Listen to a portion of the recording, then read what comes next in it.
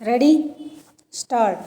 सभापति महोदय, हमारे देश में गृह मंत्रालय और गृह मंत्री का कितना महत्व है, इसका अनुमान इसी से लगाया जा सकता है कि स्वतंत्र भारत में गृह मंत्रालय का भार सरदार पटेल ने स्वयं अपने कंधों पर लिया।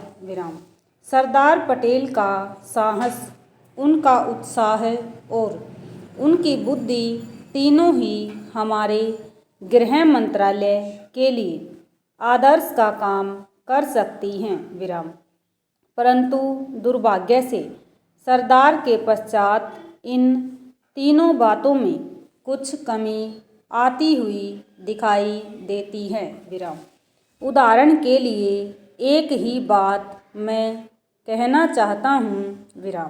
1962 में जब हमारे देश पर चीन का हमला हुआ तो 14 नवंबर 1962 को हम सब ने इसी सदन में खड़े होकर एक प्रस्ताव पास किया था, जिसके शब्द थे, भारत की भूमि जब तक हम शत्रु से स्वतंत्र नहीं करा लेते तब तक हमारा यह संघर्ष बराबर जारी रहेगा, भले ही वह कितना ही लंबा क्यों न हो।